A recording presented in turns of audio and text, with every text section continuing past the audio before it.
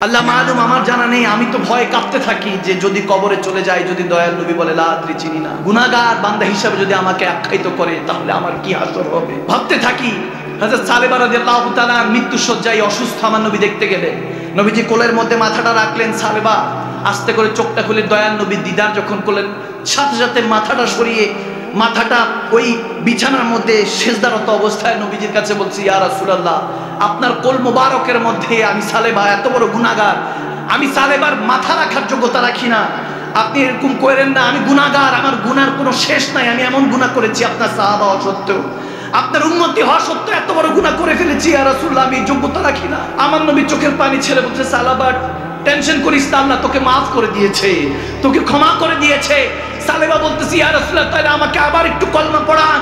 যখন এরকম অবস্থা হলো, আমার নবী তাকে আবার কলমা পড়ালেন। ওই অবস্থাতে না রূহ পারবাস করলো, আজরাইল আলাইহিস সালামের সাথে না রূহ নিয়ে গেলেন। আমার নবী এতটাই খুশি হলেন ওই যুবকের উপর, ওই উম্মতের উপর। আমার নবীজি নিজে জানাজা দাফন অবস্থা করলেন, জানাজা দিলেন, দাফন দিলেন, আর রব্বুল ইজ্জতের দরবারে হাত তুলে বলেন, আল্লাহ, সালেবা যেমনি তোমাকে ভয় করে আমি নবী মুস্তাফাকে ভালোবেসেছে, তেমনি ভাবে তুমিও তাকে মাফ করে দিয়ে আমি নবী মুস্তাফার সাথে জান্নাতে কবুল করে নাও। সুবহানাল্লাহ। নবীর দোয়া কি খালি ফিরতে পারে? আওয়াজ দেন, খালি ফিরতে পারে?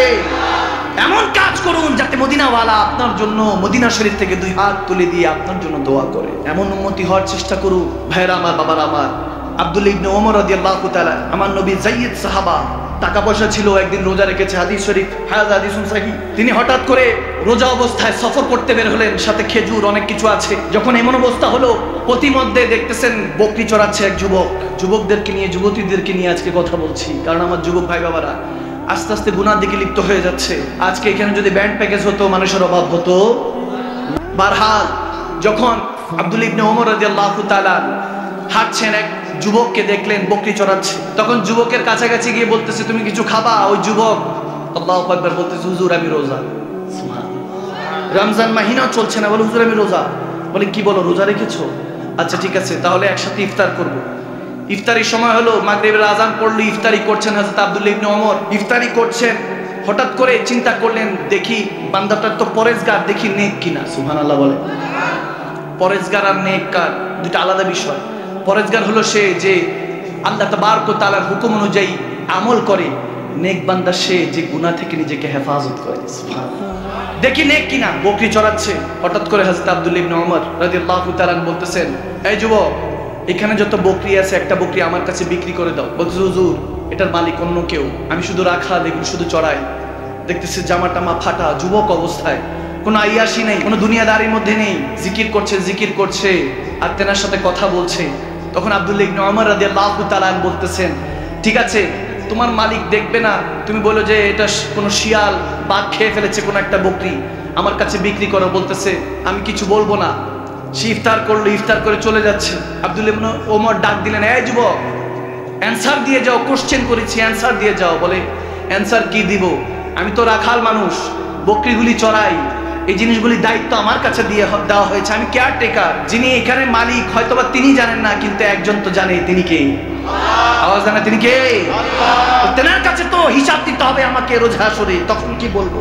যখন আব্দুল্লাহ ইবনে ওমর এই কথা শুনেন, চোখ দিয়ে পানি টপ টপ করে পড়ছে। এত নেককার একটা যুবক, পরেজগার একটা যুবক, তিনি খোঁজ করে বার করলেন এই মালিককে।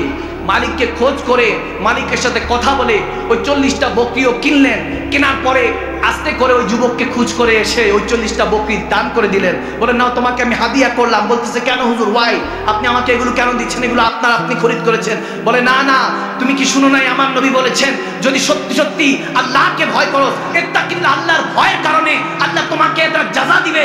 এই যে তুমি ভয় করেছো, আল্লাহকে ভয় করেছো, এটা আল্লাহর পক্ষ থেকে তোমাকে পুরস্কৃত করা হয়েছে। সুবহানাল্লাহ। তাহলে সৎ পথে চললে লাভ না ক্ষতি। আওয়াজ আসে না? লাভ না ক্ষতি। আপনাদের মনে কষ্ট হচ্ছে না নাকি? হুজুর ঘন্টাখানি কইছে, আমি তো টেরো পাইনি, 1 ঘন্টা হয়ে গেছে, এখানে শেষ করে দিই। আওয়াজ আসে না? শেষ করে দিব? চলবে চলবে। আব্দুল্লাহ ইবনে ওমর রাদিয়াল্লাহু তাআলা কথা স্মরণ হইতে আরেকটা হাদিস মনে পড়লো, বুখারী শরীফে। সবাই মিলে মাশওয়ারা করতেছে যে উম্মতির ভালোর জন্য একটা কিছু করা দরকার। এখন উম্মতি সবচেয়ে বড় জিনিস হলো গুনাহ করে। এই গুনাহটা, সবচেয়ে বড় গুনাহটা কোনটা? একজন হযরত আব্দুল ইবনে ওমরের কাছে জিজ্ঞেস করার পরে বলতেছে, আপনি তো যাইয়েদ সাহাবা, আপনি বলেন, আপনি তো নবীজির সাথে থেকেছেন, আপনি বলেন সবচেয়ে বড় গুনাহটা কি? তখন তিনি বললেন যে শরাব, মদ পান করা।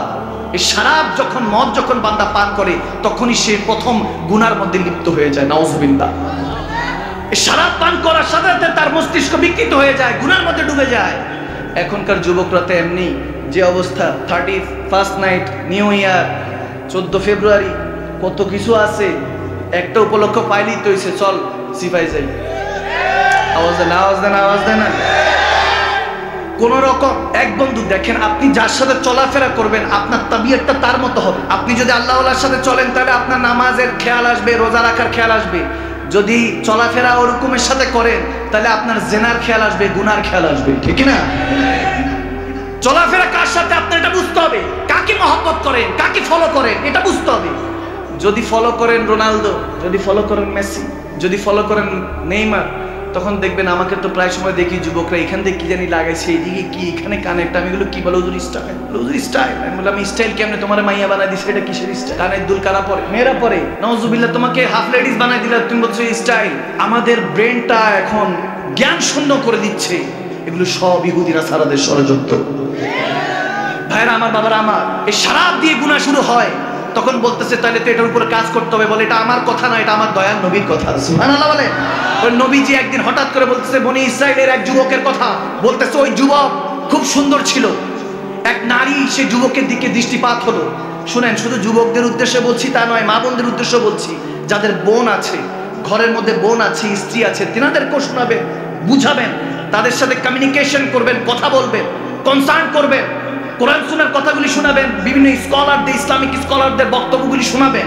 শুধু নিজে ভালো হলে হবে না, পরিবারকেও ভালো করতে হবে, ঠিক না? মা বোনদেরকে হেফাজত করতে হবে, পর্দানিশীন করতে হবে। শুধু ওই আমরা নিজে নামাজ পড়লাম, মা বোন বেপর্দা ঘুরতেছে, এগুলো করলে হবে না।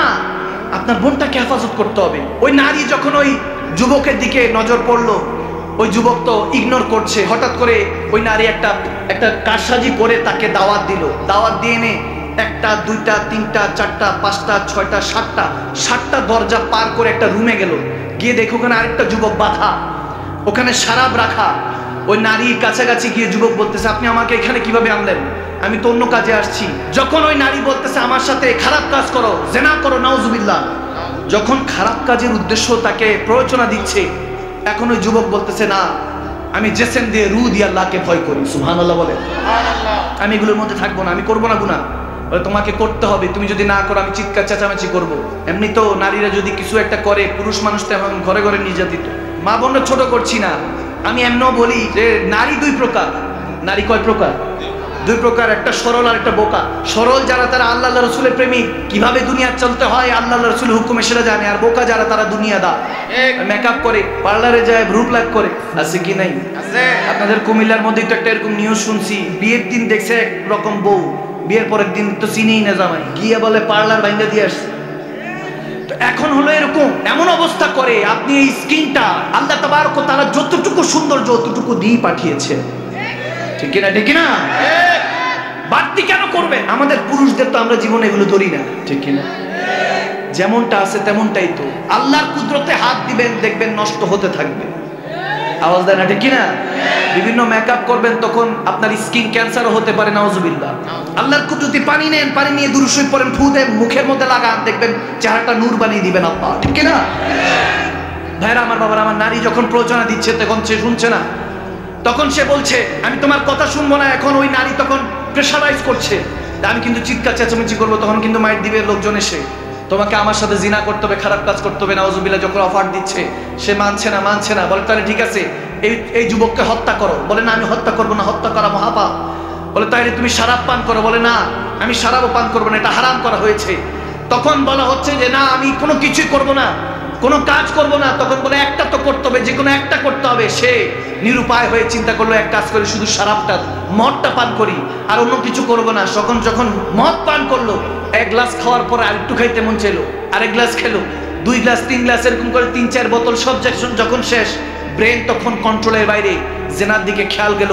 ওই নারীর দিকে যখন সে ধাওয়া দিবে, যখন নারীকে যখন নাউজুবিল্লাহ জেনার মধ্যে লিপ্ত হবে, তখন ওই নারী বলতেছে আমার সাথে তুমি সম্পর্ক করতে হলে আগে তাকে এই যুবককে মারতে হবে। তখন ওই যুবককে সে হত্যা করলো ওই নারীর সাথে। দেখা গেল ওই অবস্থার মধ্যে এমন অবস্থা হলো সে জেনাও করলো, হত্যাও করলো, শরাবও পান করলো। যেই নেককার বান্দাটা, নেককার যুবকটা ফিনারে জাহান্নামা খালিদিনা, চিরস্থায়ী জাহান্নামী হলো। নাউজুবিল্লাহ। আমার নবীর হাদিস যে তুমি মদ ছাড়তে হবে, শরাব ছাড়তে হবে। এখন যুবকরা দেখা যায় এগুলো নরমাল মনে করে, যে আমি একটু খাইলাম, জাস্ট চিল, অন্য কিছু না, এমনি একটু মজার জন্য খাইলাম। যুবক এরকম আছে না? সমাজে আছে না? তাদের সাথে বন্ধুত্ব হবে? ওটা বন্ধু না শত্রু? আওয়াজ দেনা, বন্ধু না শত্রু? দেখেন এই দুনিয়াতে দুজন ফেরেশতা এখনো উল্টা ঝুলতেছে। তেনার নাম কোরআনে পাকে এসেছে হারুত মারুত। ওই দুজনের নাম কি? হারুত মারুত। এই দুজনে এখনো উল্টা লটকায় আছে, কিয়ামত পর্যন্ত লটকায় থাকবে। এরা বলতেছিল আল্লাহর কাছে, কোরআনে এসেছে, আল্লাহর কাছে বলতেছে আল্লাহ ইনসান বনি ইনসান বড় গুনাহ করে, আমরা যদি মানুষ হতাম জীবনে গুনাহ করতাম না। আল্লাহ বলতেছে আচ্ছা ঠিক আছে যাও, তোমাকে ইনসানি সুরত দেওয়া হলো, শাকল দেওয়া হলো, যাও। তারা বলতেছে আল্লাহ দেখেন আমরা কখনো গুনাহ করব না। বলে ঠিক আছে গুনাহ করো না, কিন্তু তিনটা জিনিস বললাম, এই তিনটার মধ্যে লিপ্ত হলে তোমাকে আর কেউ বাঁচাতে পারবে না। তিনটা জিনিসের মধ্যে লিপ্ত হলে তোমাকে আর কেউ বাঁচাতে পারবে না, তখন তওবার রাস্তা খোলা থাকবে না। তো কোরআনে পাক এরকম এসেছে, আমি খুব সংক্ষেপে বলতেছি, গভীর খেয়াল। হারুত মারুতকে যখন দুনিয়াতে পাঠানো হলো, আল্লাহ তাবারক ওয়া তাআলা তিনটা শর্ত দিল, জেনা করবা না, মানুষকে অন্যায়ভাবে হত্যা করবা না, এবং শরাব পান করবা না। এই তিনটা থেকে নিজেকে হেফাজত করবা, তাহলে তুমি হেফাজতে থাকবা। দেখেন এই জিনিসগুলি কিন্তু আমাদের জন্য মেসেজ, কোরআন থেকে মেসেজ, যাতে আমরা গুনাহ থেকে নিজেকে হেফাজত করতে পারি। এই মেসেজ তিনটাই আজকে নিয়ে যান আপনাদের জন্য। আজকে তিনটা মেসেজ যায় না। বেশি কোরআন শোনার আলোচনা করলে আপনাদের মাথার মধ্যে থাকবে না। অল্প কথা বলবো, অল্পটা থাকবে, অতটুকু আমল করলে বরকত দিবে কে? আওয়াজ দেন কে? তারা আসলেন, এক নারীকে দেখলেন, আসক্ত হলেন, নাউজুবিল্লাহ। হারুত মারুত দেখেন লোভে পাপ, পাপে মৃত্যু। আপনি যখন গুনার মধ্যে ডুবে থাকবেন, এই গুনাহ আপনাকে ধ্বংস করে দিবে। জেনার দিকে যখন লিপ্ত হলো, নারীর আসক্ত হয়ে গেল, হারুত মারুত নারীর দিকে গেল, বলতেছে আমাকে পেতে হলে শরাব পান করতে হবে। শরাব পান করার বলতেছে না, শরাব পান করব না। এখন তাদের মধ্যে এখন কাজ করতেছে না, নিজেকে হেফাজত করতে হবে, হেফাজত করতে হবে, এরকম আসছে। সংক্ষেপে বলছি, ওই নারীর হাজবেন্ড ছিল, স্বামী ছিল, বলছে তাকে হত্যা করো, এরপর আমার সাথে খারাপ কাজ করো। নাউজুবিল্লাহ। যখন এই কথা বলতেছে, বলে না আমরা এগুলো করবো না, আল্লাহ নিষেধ করেছে। বলে ঠিক আছে কিছু করতে হবে না, জাস্ট শরাব পান করো, মদ পান করো, কিছু করতে হবে না। তখন চিন্তা করলো মদ আর কি, তখন তো আর ওটা হারামের পর্যায়ে ছিল না।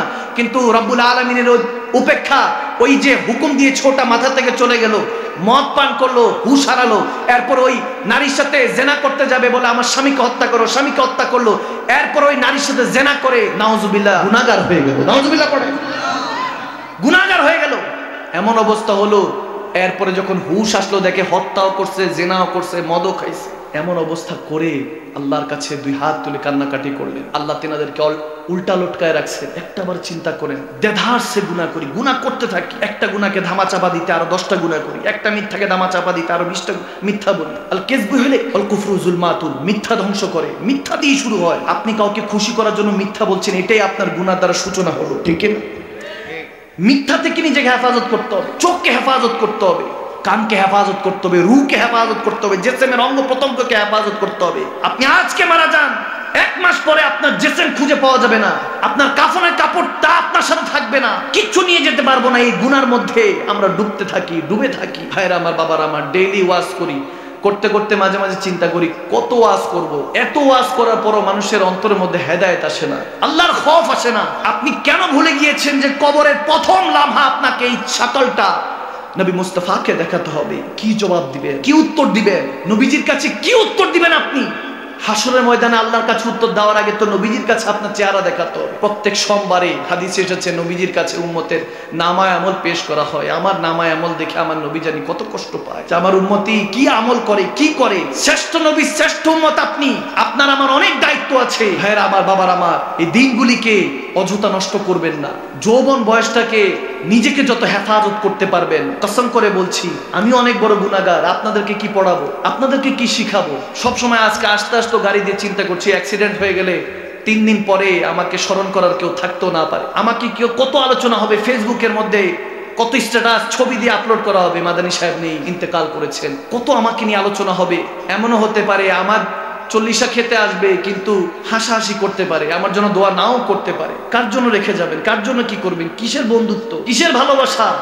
ওই ভালোবাসার মানুষ যত ভালোবাসার দোহাই দেয় তাকে জিজ্ঞেস করেন, একটা রাত্রি কবরে আমি যখন আমাকে রেখে দেওয়া আসবে মাটি চাপা দিয়ে, একটা রাত্রি আমার সাথে থাকুন, ওই দিন ভালোবাসা ক্লিয়ার হয়ে যাবে। কে ভালোবাসে ওটা ওই দিন ক্লিয়ার হয়ে যাবে, সত্যিকারের ভালোবাসা ওই দিন মুছে যাবে। বুঝবেন সেদিন, বুঝবেন অস্তপারের সূর্য নামায় যখন নবীকে খুঁজবেন, ঠিক না?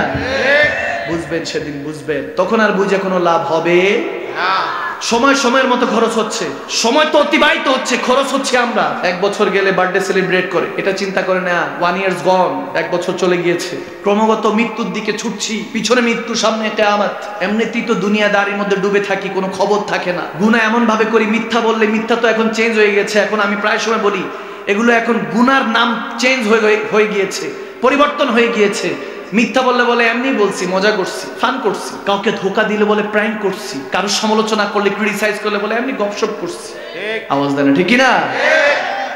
গুনার নাম পরিবর্তন করে দিয়েছে ইহুদি নাসারারা। মুসলমান, আপনার মধ্যে ওই আভিজাত্য কোথায়? আপনি কি সালাউদ্দিন আইয়ুবীর উত্তরসূরি? আপনি কি উরতুল গাজী ওসমান গাজীর উত্তরসূরি? আপনি কি ফারুক আজম শেরে খোদা আলী উত্তরসূরি? আপনার উপরে কি নবীজি এই ইসলামকে দিয়ে গিয়েছে? আপনি আমার দায়িত্ব কোথায়? আজকে এই অবস্থায় আমরা পৌঁছে গিয়েছি বিধায় মুসলমান দেশ বিদেশে মার খাচ্ছে, ঠিক না? আল্লাহ তাবারক ওয়া তাআলা আমাদেরকে বলেছেন, ওয়াতাসিমু বিহাবলিল্লাহি জামিআ ওয়ালা তাফারাকু। মুসলমান এক রসুনের কোয়ার মতো থাকো, আলাদা হইও না।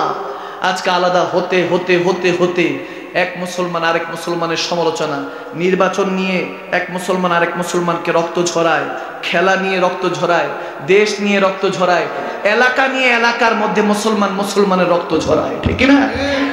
এই আমাদের সেন্স, এই উদারতা, এই ভালোবাসা, এই আপনি আল্লাহ রাসূলের উম্মত বান্দা। এভাবে চললে কখনো দিন কায়েম হবে না। আপনি দুনিয়াতেও ফেল, আখিরাতেও ফেল। দুনিয়ার যে কোনো একটা, আপনি দুনিয়াতে যেমন আমরা টস করলে হেড নয়তো বা টেল, যে কোনো একটা জিনিস সিলেক্ট করি, আপনাকেও বেছে নিতে হবে, হয়তো দুনিয়া নয়তো বা আখিরাত। আপনি দুটাই চাচ্ছেন, বোকা ছাড়া আর আপনি কিছু না। যে কোনো একটাকে আপনাকে হাসানা করতে হবে। তবে হ্যাঁ, যদি দিলের দুনিয়াটাকে আপনি আবাদ করতে পারেন, তাহলে রব্বানা আতিনা ফিদ দুনিয়া হাসানা ওয়া ফিল আখিরাতি হাসানা। দুনিয়াটা যদি আল্লাহ রাসূলের প্রেম দিয়ে সাজান, সুন্দর করেন, তাহলে আখিরাতটা সুন্দর করে দিবেন কে?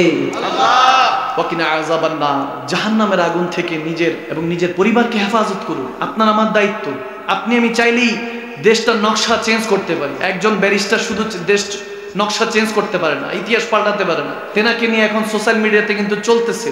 কারণ সাধারণ একজন ব্যারিস্টার থেকে হয়তো একজন পেশাজীবী আইনজীবী থেকে তিনি এখন পার্লামেন্ট মেম্বার, আমরা সবাই তো চিনি, মেম্বার অফ পার্লামেন্ট হয়ে গিয়েছেন। তিনি ব্যারিস্টার সুমন সাহেব এখন এমপি মহোদয় হয়ে গিয়েছেন। আমি তেনাকে দেখি আর অবাক হই। তেনার মধ্যে একটা স্পিড আছে, উনি একটা সুন্দর কথা বলে যে যদি পানি দিয়ে গোসল করেন তাহলে ড্রেস চেঞ্জ হবে, কিন্তু যদি ঘাম দিয়ে গোসল করেন তাহলে ইতিহাস চেঞ্জ হবে। আপনি আমি হয়তো বা আরামে আছি, দেখেন না পাশের ঘরে মানুষটা কিভাবে কষ্টে আছে, ঠান্ডাতে, এত ঠান্ডা পড়েছে, তাদের জন্য চিন্তা করুন। খেদমতে খোদা মিলে আপনি খেদমত করুন, খেদমত করতে থাকেন। আর এক প্রস্টিটিউটের কথা, বেশ্যার কথা আমার নবী এরকম ভাবে বলেছেন, সে খারাপ কাজে লিপ্ত থাকতো, হঠাৎ করে একটা বিড়াল মেয়ময় করে কাছে গেলেন, আমার নবী হাদিস বলছি, কাছে গিয়ে ওই বিড়ালকে শুধু পানি দিলেন। বনি ইসরাইলের এক প্রস্টিটিউটের কথা বলছেন, খারাপ মহিলা ছিল, পানি দিলেন। কার নিয়ত কেমন, কার আমল আল্লাহ পছন্দ করেন, ওই পানি বিড়ালকে শুধু পানি খাওয়ানোর কারণে আল্লাহ তাকে জান্নাতি হিসাবে কবুল করে দিয়েছে। আপনি কার ব্যাপারে খারাপ কথা বলছেন? আপনি মনে রাখবেন, একটা আঙ্গুল যদি কারো উপর উঠান যে সে খারাপ, একটা আঙ্গুল তাকে দেখালে মনে রাখবেন 4টা আঙ্গুল আপনার দিকে। আওয়াজ দেয় না? আপনি তখন আপনার নিজেকে প্রকাশ করলেন, আপনার মন মানসিকতা কেমন। আপনি কারো সমালোচনা করলেন না, কাউকে ছোট করলেন না। আপনি করে চলে আসতে পারবেন, যে সহ্য করে, বুঝতে পারবেন যে সহ্য করে, ধৈর্য ধরে। ইন্নাল্লাহা মা'আস সাবিরিন, বুঝবেন ধৈর্যশীলদের সাথেই থাকেন কে? আল্লাহ। আওয়াজ দেন, কে থাকে? যে ধৈর্য ধরলো। কেউ কিছু বলছে, চুপ, just shut out mouth, কাফুল Lisan, চুপ হয়ে যান। খালি কলসি বাজে বেশি, এমন ঠিক না? যে বলবে বুঝবেন কলসিটা খালি, আর যে চুপ রয়েছে বুঝবেন কলসিটা ভরা। সুবহানাল্লাহ। অল্প বিদ্যা ভয়ঙ্কর। হ্যাঁ, একটা শেষ হাদিস বলি। হযরত মিসকি আলাইহির রাহমা অনেক বড় আল্লাহর ওলি ছিলেন বাগদাদের। ওনার জেসেম থেকে সব সময় একটা সুঘ্রাণ আসতো, নুরানি ঘ্রাণ। কাছে গেলে মনে হতো মেশকো আম্বারের সুবাস। সুবহানাল্লাহ। জেসেম থেকে আসতো, জেসেম থেকে ওনার সুবাস আসতো। আমরা কত পারফিউম দিই, তারপরও গরমের দিনে যখন ঘামের গন্ধটা বের হয়, নিজের সহধর্মিণীও চিন্তা করে যে কখন বেরোবে, নাকে টিপ দিয়ে ঘর থেকে কখন বেরোবে। ওই ভাই বাবারা কি বলে জানেন? বলে আমার নবীর ঘাম কিসের মোবারক। নাউযুবিল্লাহ। এত আসতে নাউযুবিল্লাহ। নাউযুবিল্লাহ মিন যালিক।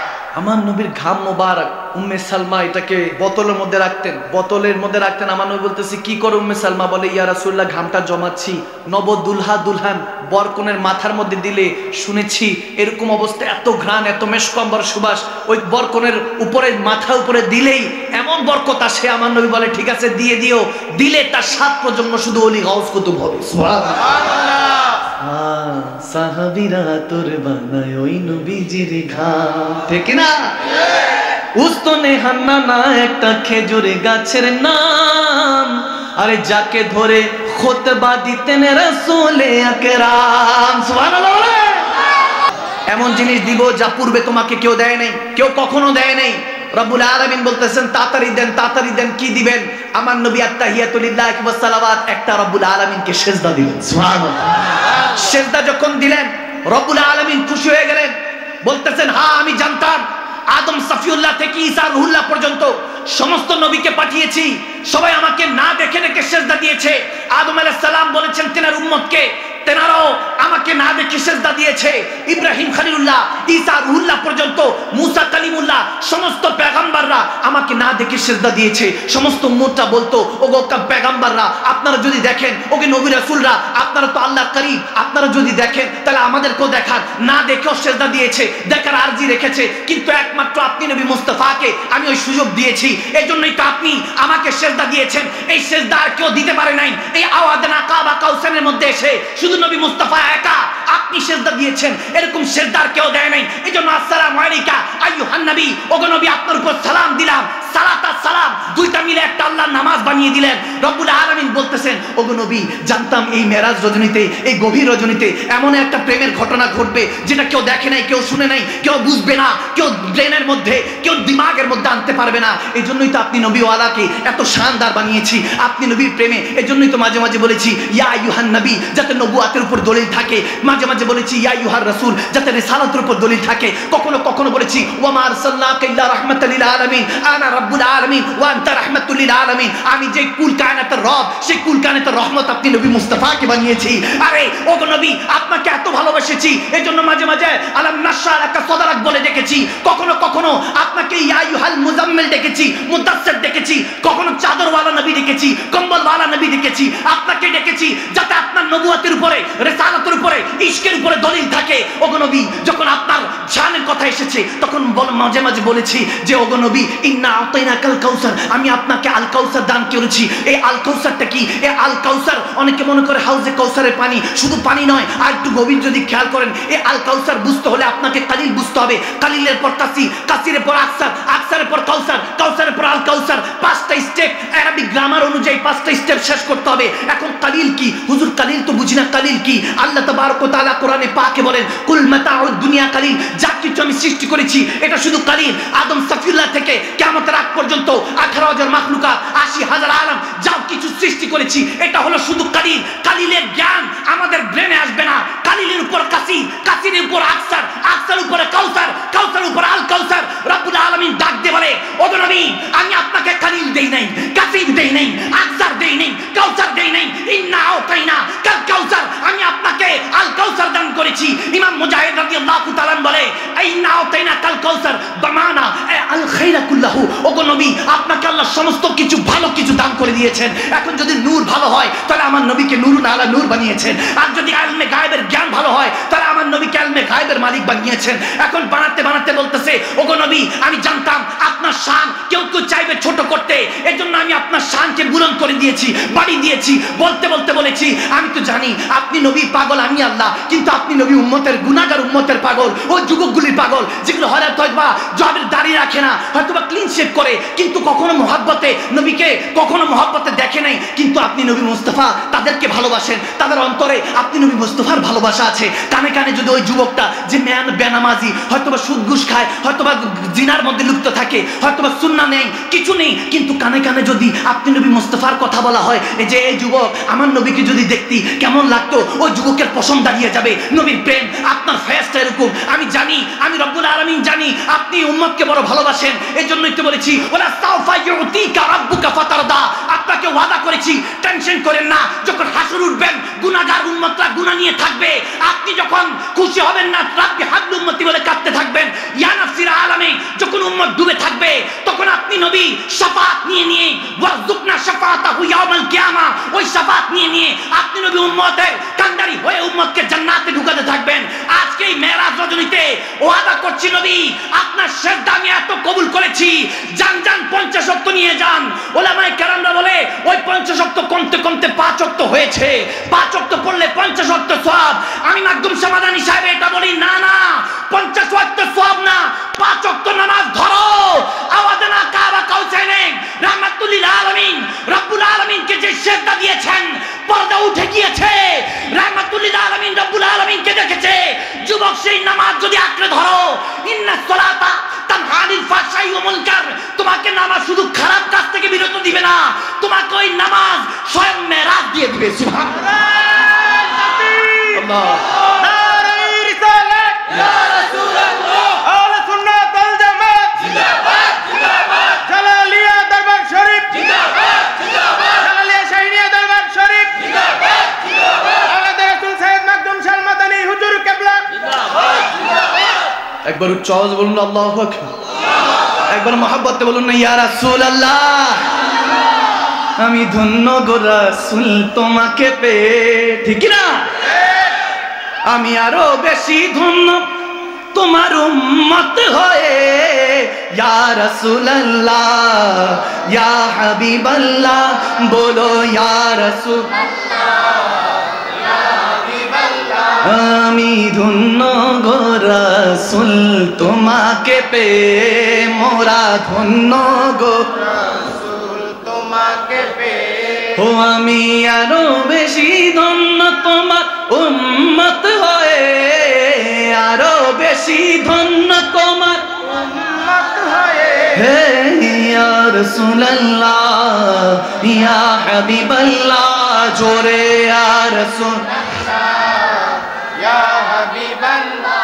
আমি মরতে চাই তোমার প্রেমিক হয়ে, আমি মরতে চাই তোমার প্রেমিক হয়ে, আমি বাঁচতে চাই তোমার উম্মত হয়ে, ইয়া রাসূলুল্লাহ জোরে ইয়া হাবিবাল্লাহ ইয়া রাসূলুল্লাহ ইয়া হাবিবাল্লাহ। হযরত সালেবা রাদিয়াল্লাহু তাআলা, আমার নবীর যুবক সাহাবায়ে যুবক, আপনাদেরকে বলছি এই যৌবনটাকে কাজে লাগান। যখন আমার নবীর আশিক সাহাবা হযরত সালেবা রাদিয়াল্লাহু তাআলা নবীজির কাছে আসছেন, নবীজি একটা কাজে পাঠিয়েছে, যাও সালেবা ওই কাজটা করে আসো। হাদিস শরীফ বলছি, গভীর খেয়াল। চিন্তা করছেন যে হুজুর হেদায়েতটা কোথায় লুকাইতো? এমন হতে পারে কোনো না কোনো হাদিস, কোনো না কোনো কোরআনের আয়াতের মধ্যে আপনার হেদায়েতটা লুকাইতো, ঠিক না? হযরত সালেবা কাজের জন্য চলে গেলেন। এমন অবস্থা দেখা গেল এক খাতুনকে, এক মেয়েকে দেখলেন বেপরদা, একবার দেখার পর চোখ হেফাজত করলেন, আবার চোখ চলে গিয়েছে। সাথে সাথে খৌফিল আল্লাহ, আল্লাহর ভয়টা তার মধ্যে কেঁপে উঠলো, কাজ করে উঠলো। চিন্তা করলো আমার নবীর কাছে কি মুখ দেখাবো?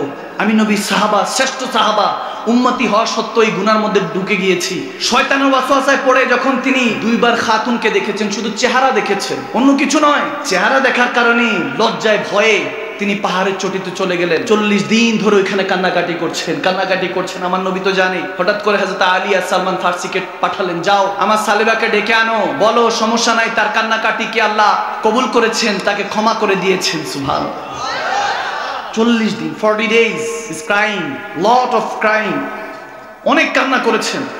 কান্না করতে করতে শেষ হয়ে গেছে। হযরত আলী সালমান ফার্সিকে যখন নিয়ে ওই পাহাড়ের চটিতে গেলেন, হযরত সালেবা রাদিয়াল্লাহু তাআলা ছোট্ট যুবক হযরত আলীকে দেখে বলতেছেন, ইয়া আলী, আমার উপর কি, আমার জন্য কি কোনো আয়াতে কারিমা নাজিল হয়েছে? মনে হয় রব্বুল আলামিন জানিয়ে দিয়েছে যে আমি হয়তো বা জাহান্নামী হয়ে গেছি, নাউজুবিল্লাহ। যখন তিনি কান্না করছেন, হযরত আলী বলতেছেন, কি হয়েছে জানি না, তবে নবীজি ডেকেছে, তোমাকে যেতে হবে। সুবহানাল্লাহ, যেতে হবে। হযরত সালেবা কান্না করতে করতে গেলেন। নবীজি তখন নামাজ পড়াচ্ছেন, মাগরিবের নামাজ।